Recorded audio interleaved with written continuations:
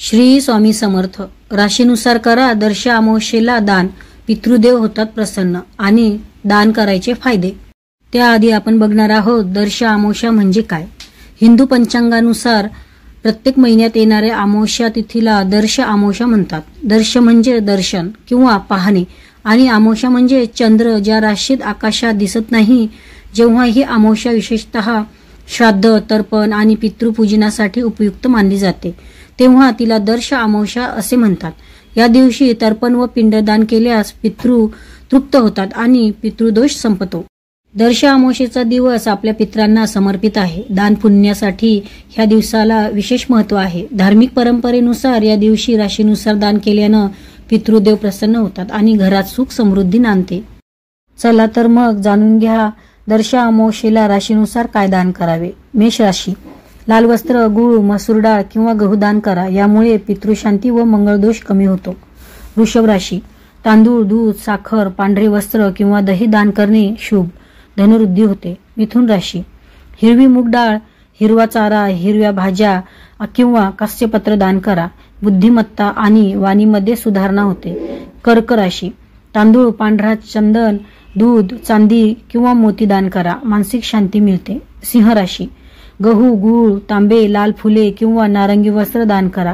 मान सन्मानात वाढ होते. कन्या राशी.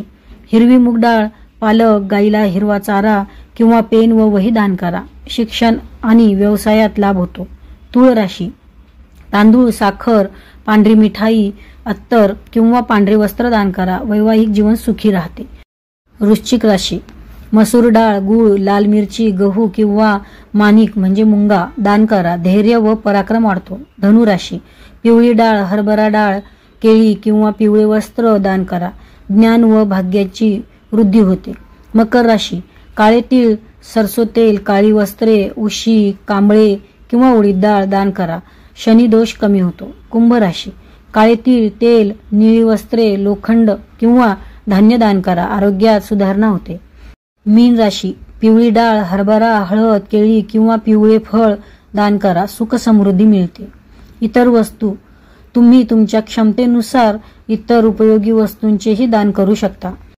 दर्श अमावस्येला दान केल्याने पितरांचा आशीर्वाद मिळतो आणि अनेक शुभ फळ मिळतात.